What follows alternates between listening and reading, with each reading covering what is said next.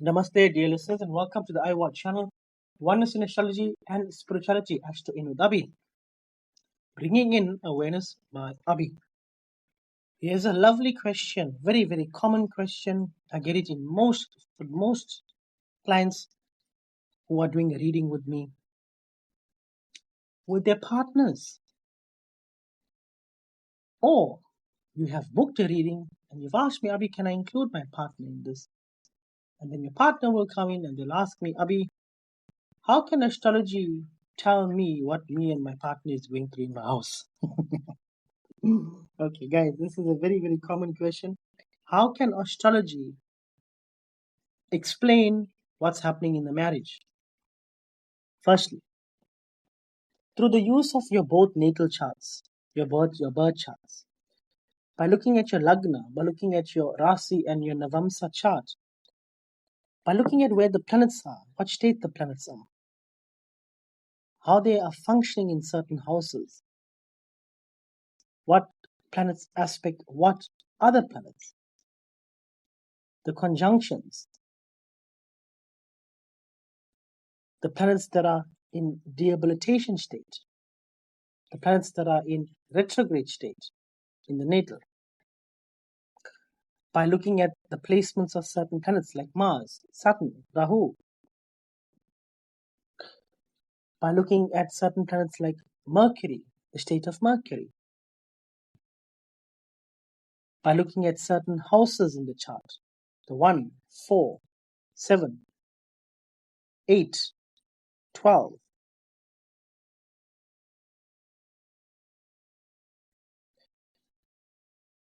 By looking at these things and more, it's very easy to identify with both charts what type of difficulties a particular couple can go through or will go through. And I'm going to give you a perfect example of one.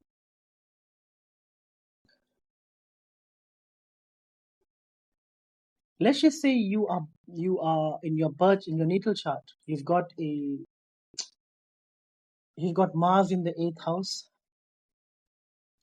You've got Saturn in the 7th house, and you've got Rahu in the 1st house.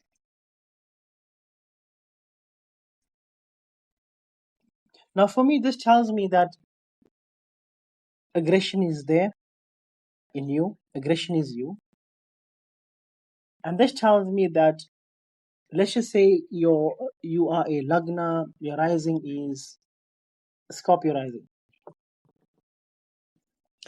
Now you've got Saturn in Taurus.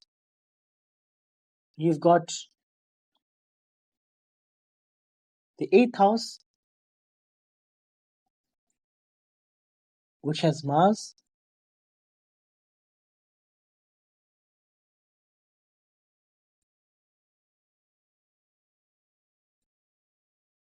So Mars in Cancer doesn't behave too well. There's a lot of steam here. And the Rahu in the 1st house can make you very obsessive over yourself, a conceited person. And this can cause a lot of problems in the marriage. And let's say your partner, let's not discuss your partner's chart, but I can clearly see with this placements here, it can cause a bit of problem if there's no control over the mind. It can cause severe problems, addictions over the self, egoistic problems. And with the Saturn in the 7th house here, in the sign of Gemini, you've got big problems. You've got big problems because your karma. You will learn the biggest lessons from your relationships, and it can come in, because remember, the 7th house looks at the 1st house, and the 1st house looks at the 7th house. So here, the relationships that you go through, they would it until the lesson is learned, you will still go through the same thing every day, every week, every month. And if you're married to the person, you will continuously hear your partner saying, why is it that you're so full of yourself? Why is it that it's always you that's right? Why is it that you get so aggro, so defensive? Why is it that you become so obsessive over yourself that you feel that you're right with everything? And the moment you challenge in a way, you want to retreat. And then you want to show yourself to the world and put yourself out there.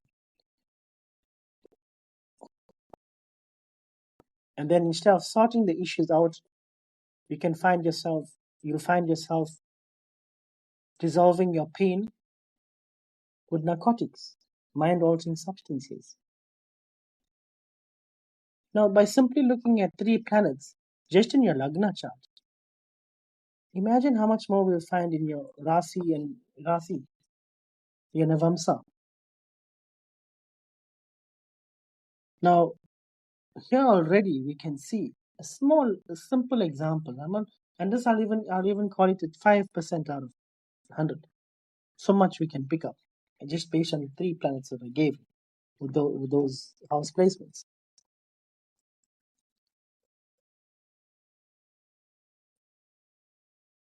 Now let's just say if you are a Lagna, you're a cusp. Let's use Scorpio Sagittarius. And then your partner is let's use the polar opposites. Let's use Taurus Gemini. Here you'll find communication problems, more severe communication problems. You'll find communication problems because one particular person will understand the other person, yet the ego of the cusp, November, December, Lagna. Guys, remember, I'm just using this as an example. You still got to look at where the other planets are. You can easily see that such a person, if I'm looking at where the Rahu is, let's just say Rahu is,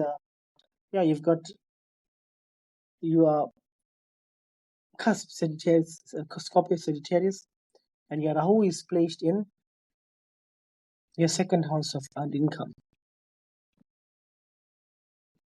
along with your Mars, along with your Jupiter, all sitting in your second house. Now here, most of your decisions you'll make is purely for the benefit of the financial aspect of life. Your drive in the relationship is purely financial gain.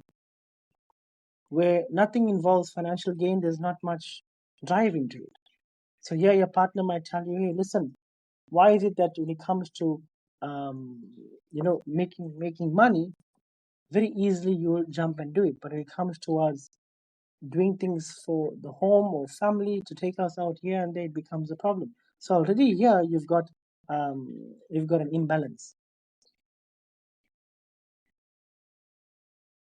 See, so guys, we must understand that the charts can tell me everything, but because I'm also a medium, a psychic medium means that through the use of my awareness, through the use of my light, through the use of my frequency, or by being on the frequency that I'm on, I have the ability to see as much as I can see. And sometimes, I may not be able to bring you to the shore, but I may be able to bring you close enough where you can swim your way off. That's exactly how I like to describe what I do. As long as I can bring you safe enough to the shore where you can swim yourself out, I've done my job. So the charts will tell me what I need to see, definitely. And in most people's charts, you'll always find communication problems. Communication problem is the number one problem. People are not able to communicate what they feel or what they think. They think one thing, they speak something else, they do something else, and this is the number one cause in every situationship or relationship that will turn to a situationship. And it always involves for me personally, these planets: Mercury, Rahu, Saturn, Mars. These planets. Definitely, if you're Manglik, and I've done a whole course on Manglik. So we must understand that not only the difficulties can be seen in the marriage, but also the things that will work. We can also see the things that will be like there's not much effort that's needed to be put. Things just happen on its own, which other people might have difficulty. So you've got a problem maybe with finding balancing home and work life. Somebody else might have a problem where this person can't gel with the partner because they fight for everything. Then you've got another relationship where in a relationship where one partner feels like the other partner is very egoistical, always doing things for themselves, sorting themselves out first before everything, putting their own self first and never the relationship. So everybody's got development areas. So I like to call it development areas. So in the charts, I can see development areas and I can see things that are definitely going to work well for you. So namaste, Jay Shram, and thank you for listening. I hope this answers your question. Bye.